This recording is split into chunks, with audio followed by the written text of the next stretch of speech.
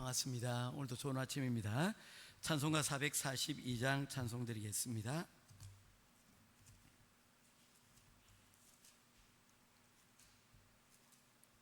찬송가 442장입니다.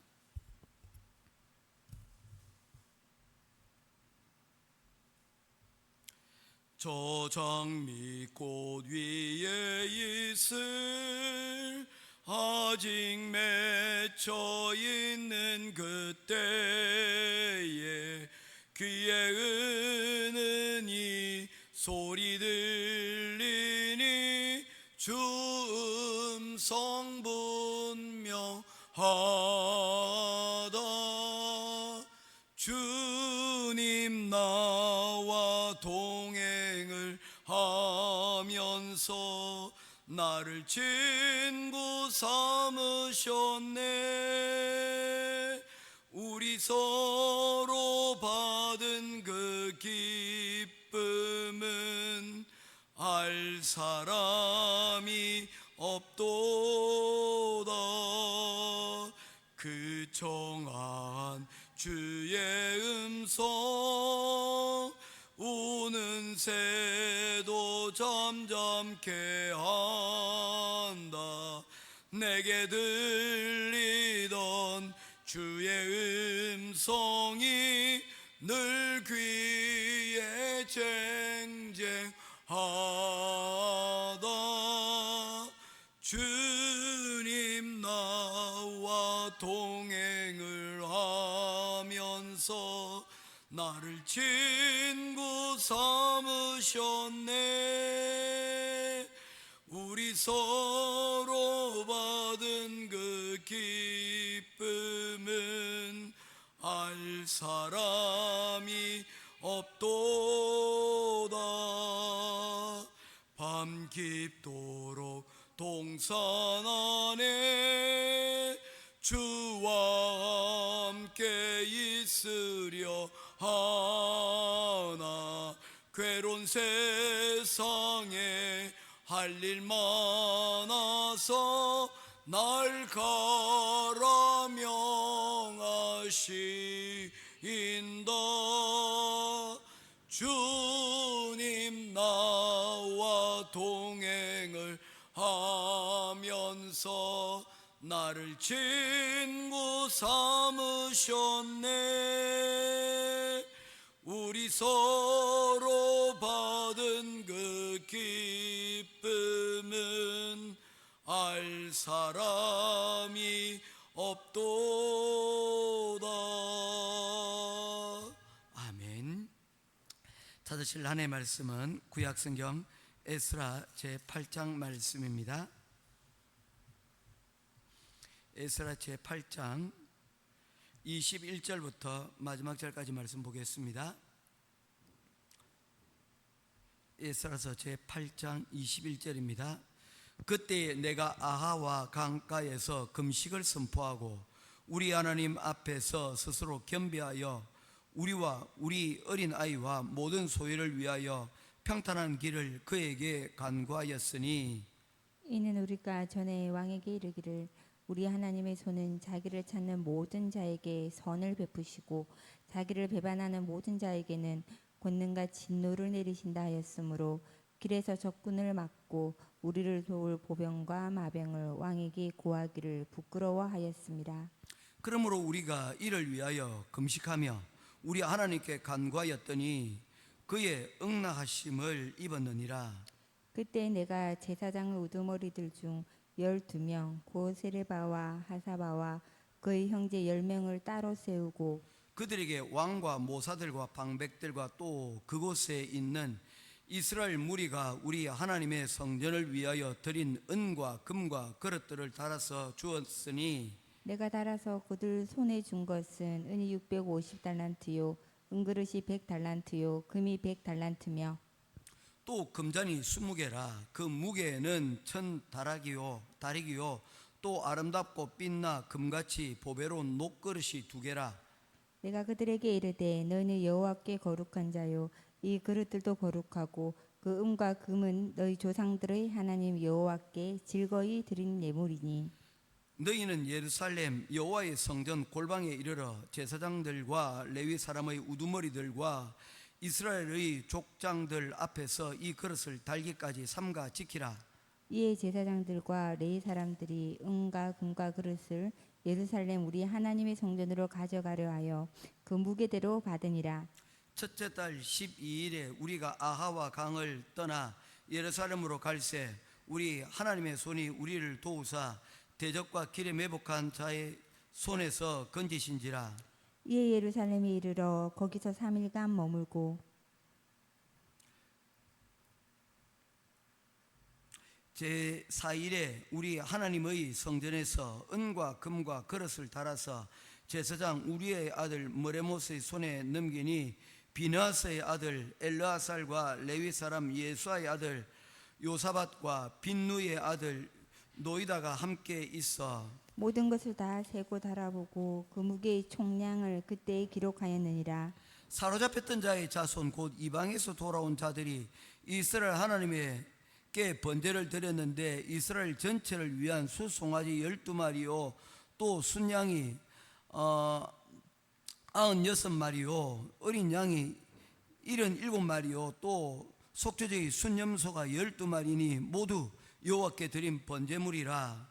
우리가 또 왕의 조서를 왕의 총독들과 유브라데강 건너편 총독들에게 넘겨주매 그들이 백성과 하나님의 성전을 도왔느니라. 아멘. 흔히들 우리 인생을 달리기에 비유를 합니다. 그래서 먼 장거리를 뛰는 마라톤에 비유를 하죠. 그런데 사실 마라톤보다는 가까운 게 장애물 경주와 같습니다. 여자 경주 중에 보니까 3000m 장애물 경주가 있더라고요. 3000m는 꽤나 먼 거리입니다. 짧은 단거리가 아니고요. 중거리에다가 또 중간중간에 물 웅덩이도 있고요. 그 다음에 그곳에 허들도 넘어야 하는 그런 경주입니다. 가만히 보면 인생이 좀 그런 것 같습니다. 장거리 경주인데 게다가 여러분 먼 장거리 경주인데다가 장애물들이 곳곳에 있어서 긴장을 늦추기가 쉽지 않은 그런 경주라고 말씀을 드릴 수가 있습니다. 우리 계속해서 에스라서를 보고 있는데 에스라서는 사실 느헤미야와 한 권의 책이라고 말씀을 드렸습니다. 그것을 두 개의 책으로 나누었습니다. 그래서 에스라 느헤미야는 원래는 한 권의 책으로 이스라엘 자손들이 바벨론으로 포로로 잡혀갔다가 돌아온 1차, 2차, 3차 포로 귀환에 대하여 내용을 다루고 있습니다. 특별히 3차의 내용을 따로 분리하여서 3차 포로 귀환의 내용을 느헤미야라고 이름을 하였고 그리고 1차와 2차를 에스라라고 이름을 붙였습니다. 그런데 1장부터 6장까지의 내용은 사실 에스라가 등장하지 않습니다. 1장부터 6장까지의 기록은 1차 포로 귀환이고 2차 포로 귀환 때 에스라가 들어오게 되었는데 에스라가 포로 귀환에서 돌아오고 난 이후에의 기록을 정리를 해둔 것이 에스라 1장부터 6장의 내용이라고 말씀드릴 수가 있습니다. 1장부터 6장의 내용이 무엇입니까? 이스라엘 백성들이 이제 왕의 명령을 받아서 예루살렘 고국으로 다시 돌아오게 되었습니다. 우리 한국이 그랬지 않습니까? 일제압제에 학도병으로 또는 징용으로 끌려갔던 많은 사람들이 귀국으로 오는 고국으로 돌아오는 배를 타고 다시 건너오게 되었습니다. 또 그 이전을 더 거슬러 올라가게 되면 청나라에 몽골로 잡혀갔던 수많은 여인들이 여러분 그곳에서 다시 만주 중국을 건너서 대한민국으로 돌아왔습니다. 그들을 위해서 왕이 그 안타까운 사정이지 않습니까? 그들이 자발적으로 건너간 것이 아니지 않습니까? 그래서 그들을 위하여서 따로 마을을 하나를 만들어 두었습니다. 왜냐하면 같이 살 수가 없었기 때문입니다. 그들을 가리켜서 이름을 환향녀라고 불렀습니다. 고향으로 다시 돌아온 사람입니다. 왕이 그들의 아픔을 이해하고 그들의 아픔을 안아주었습니다. 슬픈 우리 민족의 역사들이 여러분 있는 거지 않습니까? 그래서 그들을 위로하고 마을을 주었는데, 이 환향촌이 사람들에게 여러분 손가락질의 대상이 되었습니다. 그들이 잘못해서 간 게 아니잖아요. 그들이 원해서 간 게 아니잖아요. 그들이 원하지도 않았고, 그리고 그들이 자발적으로 간 것도 아니고 단지 나라가 망해서 끌려간 것인데, 돌아온 이들을 사람들이 모욕하고 그들을 조롱하였습니다. 그래서 건널 수 없는 그 자리에서 여러분 그들을 향하여서 환향녀라고 하는 그런 이름이 붙여지게 된 것입니다. 가슴 아픈 우리의 역사들이 있는 것이죠. 사실 위안부의 문제도 마찬가지지 않습니까? 사실 어디에 내놓고 이야기할 곳이 없었습니다. 그 세월을, 그 아픔을 어떻게 이해하고 어떻게 여러분 그것을 이해를 구할 수 있었겠습니까? 그 끌려갔었던 그 끔찍한 일들을 어떻게 여러분 내어놓고 이야기할 수 있는 곳이 어디에 있었겠습니까? 숨기고 살았습니다. 그러면서 여러분 기회가 되어 또한 일제의 만행이 드러나고 그 일로 인하여서 우리 민족의 아픔들이 여러분 드러나게 된 것이죠. 이스라엘 백성들도 마찬가지입니다. 1차 포로 귀환에서 그들이 돌아왔습니다. 희망과 꿈을 안고 돌아왔습니다. 뭐 쨍하고 해뜰날 노래 있지 않습니까? 꿈을 안고 왔단다, 내가 왔단다.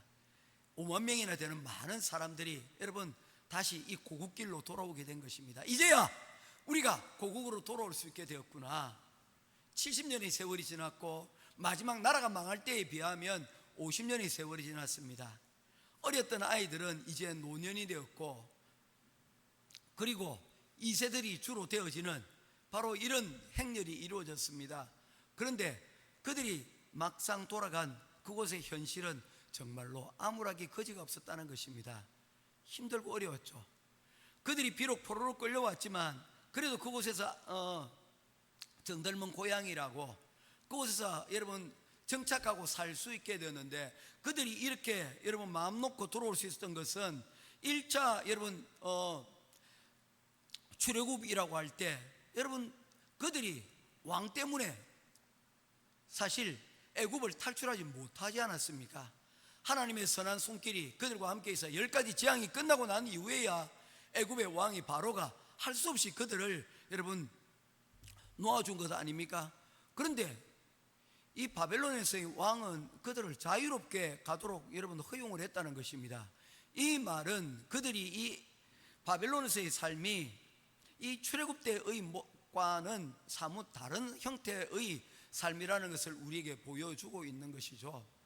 나름대로 여러분 이방살이니까 힘들긴 힘들겠지만 출애굽 때와처럼 노예 생활을 하고 그렇게 살지는 않았다는 것입니다.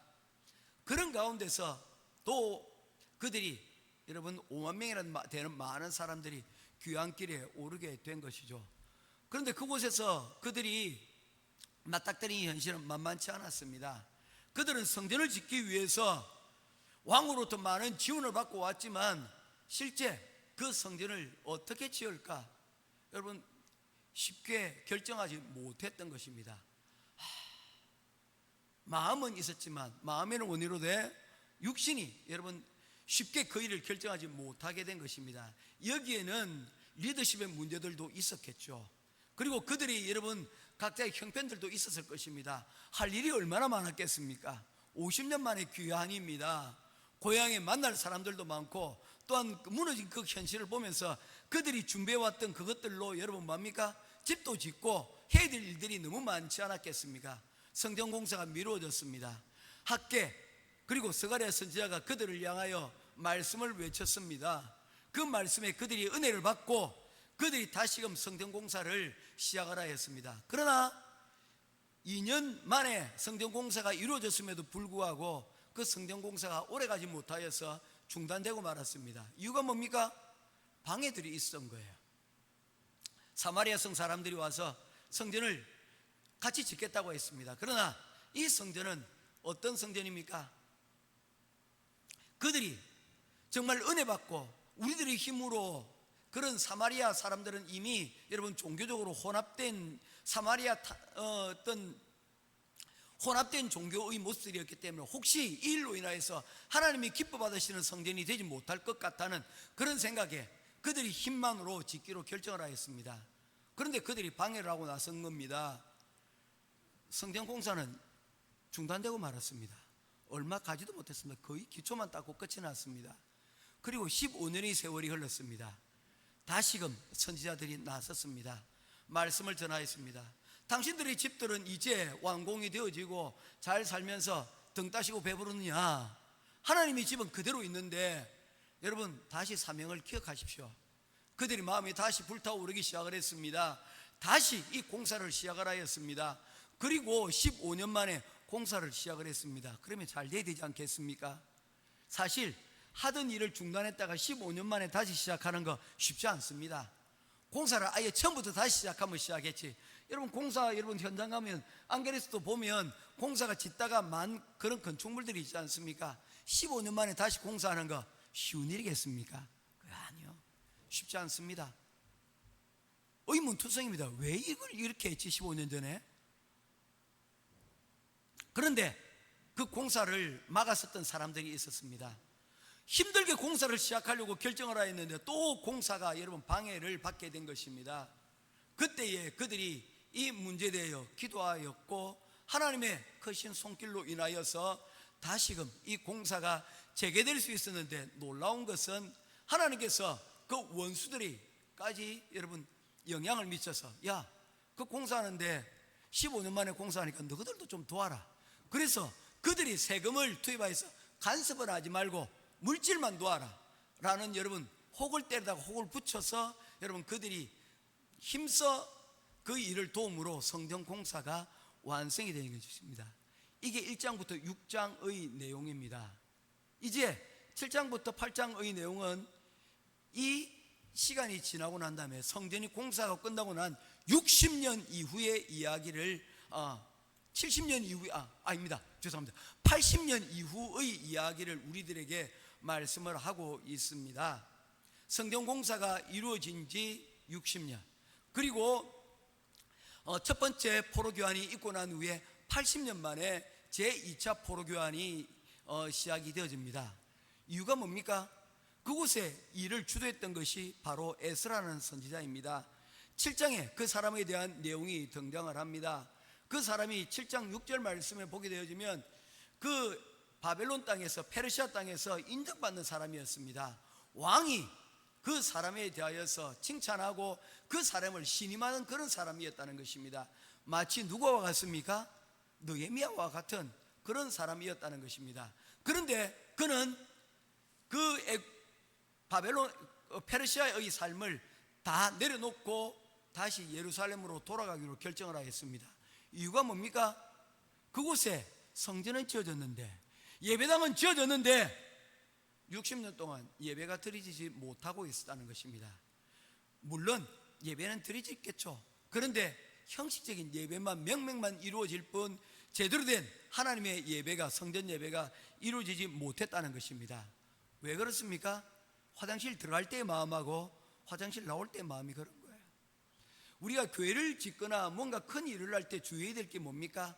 마음이 나누어지는 것을 조심해야 됩니다. 사탄은, 정체는 뭡니까? 여러분, 우리의 포커스를 허트리는 겁니다. 우리가 보면 근시가 있고요, 원시가 있습니다. 그런데 근시와 원시보다 더 어려운 여러분 시력의 문제가 있습니다. 뭔지 아십니까? 난시입니다. 난시. 난시는 뭡니까?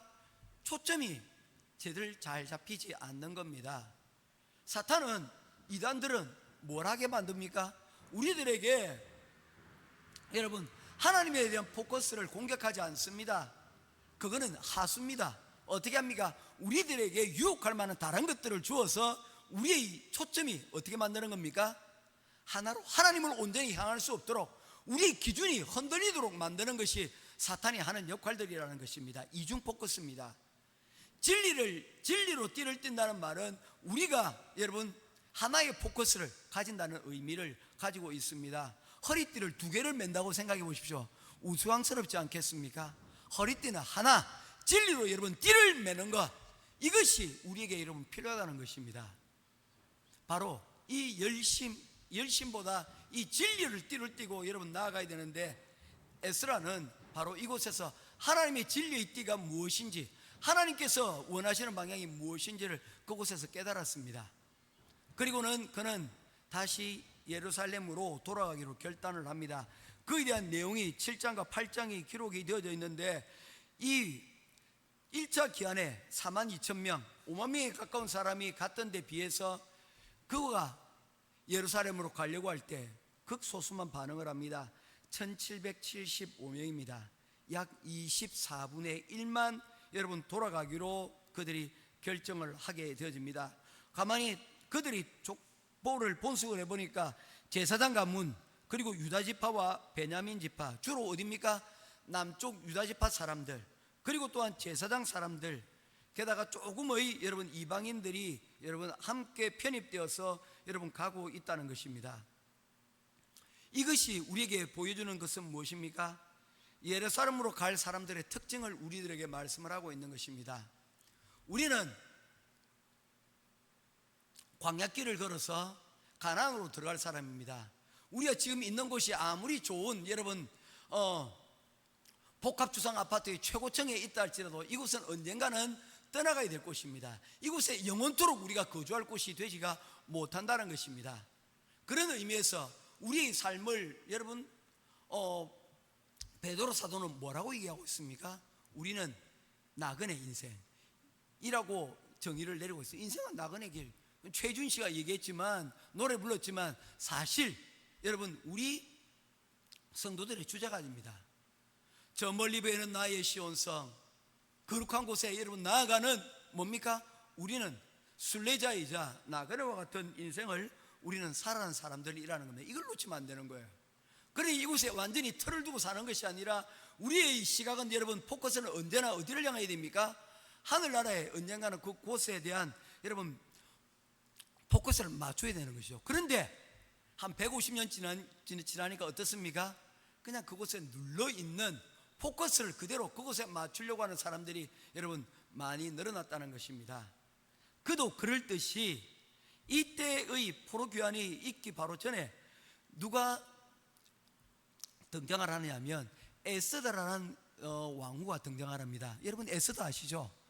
이 에스더의 사건이 여러분 불과 16년 전에 있었습니다. 그러니까 이 2차 귀환이 있기 전에 10년 전에 이와 같은 이 에스더의 사건이 여러분 있게 된 것이죠. 이것을 우리에게 여러분 경고하는 무엇입니까? 이곳에 그들이 왕후도 배출을 하고 느헤미야와 에스라 같은 관리들도 배출하였지만, 그러나 그곳은 뭐라는 것입니까? 언젠가는 돌아가야 될 고향이라는 것을, 본향이 있다는 것을 우리들에게 말씀을 하고 있다는 것입니다. 애굽에서의 삶이 윤택하고 좋다 할지만, 그러나 하나님께서는 우리에게 뭐라고 명령하시는 것입니까? 약속한 약속의 땅 가나안으로 가라고 말씀을 하고 있는 것입니다. 오늘 우리의 여러분 자녀들과 세상을 보게 되어지면 이러한 천국으로 갈 자들이 점점 약화되고 있는 것들을 보게 되어집니다. 오늘날의 교회가 보면 옛날보다 너무 시설이 좋아졌어요. 에어컨 시설에, 음향 시설에 부족한 것들이 없습니다. 의자나 이 모든 것들이. 혹시 옛날에 우리 기억하실지 모르겠는데, 예전에 제가 주일학교 예배 드릴 때는 마룻바닥에서 예배를 드렸어요. 그리고 어른들도 마찬가지였습니다. 그리고 여러분 교회 의자 하나를 여러분 장만할 때 참 어떤 분들은 그거 의자 붙잡고 우는 분들도 계셨어요. 정말 열악한 환경에서 예배를 드렸습니다. 그러나 그 예배가 진실되고 뜨거웠습니다. 하늘 향한 여러분 분명한 여러분 초점들이 있었어요. 그런데 이제는 조금만 에어컨이 고장나도 오늘은 교회 가지 말아야 되겠다, 오늘은 정전됐으니까 오늘 가지 말아야 되겠다, 여러 가지 여러분 환경과 불편을 참으려고 하지 않는 거예요. 뭐가 흐트러진 겁니까? 초점이 흐트러진 거예요. 하나님이 보이지 않고 환경이 더 크게 보이는 거예요. 결국 그러다가 여러분 큰일 납니다. 베드로가 예수님 보러 가고 나아갔을 때 무리를 걷는 사람이 되었습니다. 뭐 소설 중에 무리를 걷는 여자도 있던데 위태롭다는 거죠. 그런데 주님께 초점을 맞추고 그 바다를 건너갔을 때 건너지더라는 겁니다. 그런데 옆에서 이는 풍랑을 보니까 초점이 흔들리니까 빠져들게 될 수밖에 없는 것이죠. 조심하십시오. 오늘날의 풍요 여러분 즐기십시오. 하나님께서 주신 것 아닙니까? 먹으십시오. 즐기십시오. 그거 타다는 게 아닙니다. 그러나 먹고 즐기면서도 우리가 잊지 말아야 될 것이 무엇이 있다는 것입니까? 우리가 돌아가야 될 곳, 저 가나안에 대한, 저 예루살렘에 대한 그 초점이 흔들려서는 안 된다는 것입니다. 5분 대기조라는 게 있습니다. 평상시에는 여러분 일반적으로 생활합니다. 그러나 전시에 바로 투입될 수 있도록 그들이 여러분 준비를 하는 군인들을 5분 대기조라고 이야기를 합니다. 우리 모두가 그와 같은 여러분 하나님의 그 예배에 들려질 때 언제든지 투입될 수 있는 저와 여러분의 삶이 되기를 주님의 이름으로 축원합니다. 그렇게 반응됐던 1700명의 사람들만 어떻게 2차 포로 귀환을 통하여 여러분 오게 되었다는 것입니다. 이제 말씀을 맺겠습니다. 우리가 떠나야 될 이 바벨론, 페르시아는 어떤 곳입니까? 하나님이 없는 도시입니다. 유사 예루살렘입니다. 그곳엔 평강과 기쁨과 생명이 있지만 하나님 없는 평강과 기쁨과 생명입니다. 그곳은 결국에 언젠가는 세상과 함께 여러분 무너질 곳이 될 수밖에 없다는 것입니다. 에스라서를 계속 보게 되어지면 계속해서 등장하고 있는 하나의 단어가 있습니다. 그것은 바로 하나님의 손입니다. 31절 말씀 읽으면서 끝내도록 하겠습니다. 같이 읽도록 하겠습니다. 8장 31절 시작. 예, 같이 읽어주십시오. 시작. 첫째 달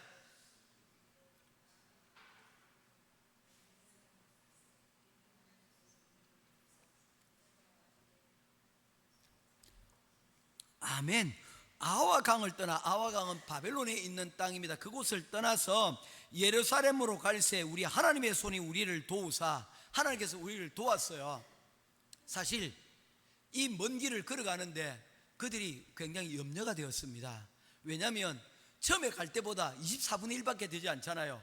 함께 여럿이 많이 가게 되어지면 어떻습니까? 괜시리 힘이 나는 거예요. 그래서 여러분 시위 현장에서도 사람들을 여러분 많이 모으려고 하는 이유가 뭡니까? 나름대로 여러분 든든한 거예요. 옆에 있는 사람들이. 그런데 소수의 인원들밖에 모이지 않았습니다. 두려운 거예요.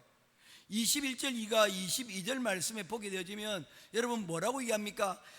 그때에 내가 아와 강가에서 금식을 선포하고 우리 하나님 앞에서 스스로 겸비하여 우리 어떤 아이의 모든 소유를 위하여 평탄한 길을 그에게 간구하였으나 이는 우리가 왕에게 아뢰기를 우리 하나님의 손은 자기를 찾는 모든 자들에게 선을 베푸시고 자기를 배반하는 모든 자들에게 권능과 진노를 내리신다 하였으므로 길에서 적군들을 막고 우리를 도울 보병과 마병을 왕에게 구하기를 부끄러워하였습니다. 이 말이 뭡니까? 왕한테. 그래서 이 먼 길을 가게 될 때 군대도 조금 동원해서 우리를 보호해달라고 말을 하고 싶었는데 말을 할 수가 없었다는 거예요. 왜 그렇습니까?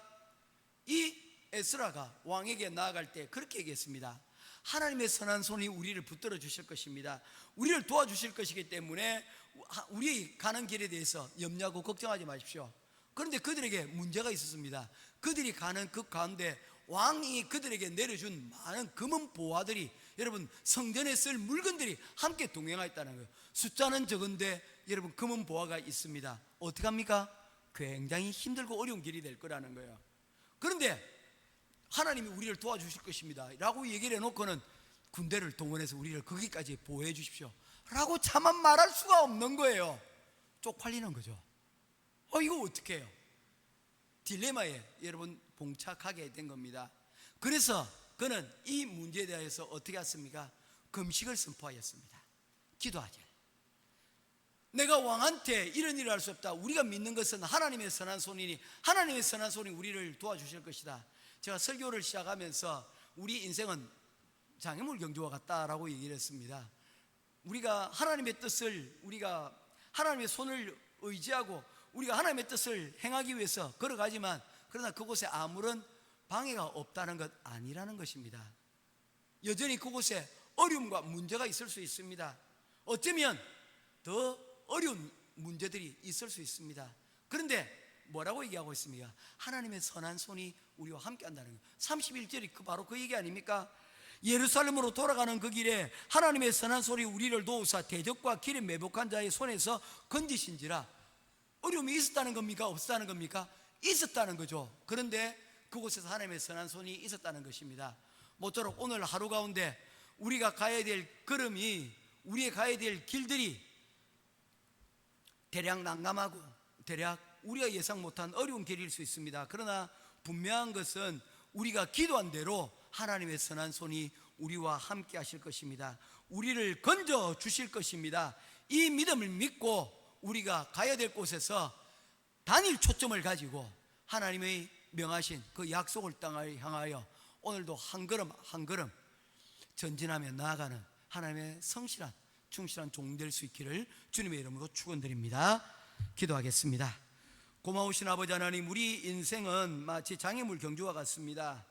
우리가 머물고 있는 이 바벨론, 이 페르시아 땅은 떠나가야 될 곳입니다. 하나님께서 우리에게 약속하신 바로 그 예루살렘을 향한 우리의 초점이 흐트러지지 아니하도록 도와주시옵소서. 우리 가는 길에 하나님 그 여정 가운데 대적들이 있고 그곳으로 인하여 우리가 방해도 받을 수 있지만 분명한 것은 하나님의 선한 손이 우리를 도우실 것이라는 그러한 믿음입니다. 이 믿음을 우리가 하나님 흔들리지 않고 그 믿음의 자리 가운데서 하나님 나아가는 우리들 되게 하여 주시옵소서. 오늘 이 시간 우리의 기도 가운데 하나님 함께 하시고 우리의 목적이 바로 우리 가정과 삶 가운데서 하나님의 나라를 세우고 하나님께서 기뻐 받으실 만한 일들을 하는 일이라는 것을 잊지 않게 하시고 우리의 가정 예배 가운데, 우리의 성전 예배 가운데 하나님, 우리가 하나님의 교회로서 우리에게 주어진 일상의 시간들을 통하여 하나님 예배하는 우리들 되게 하여 주시옵소서. 할렐루야. 감사드리며 우리 주 예수 그리스도 이름으로 간절히 기도드리옵나이다. 아멘. 하늘에 계신 우리 아버지여, 이름이 거룩히 여김을 받으시오며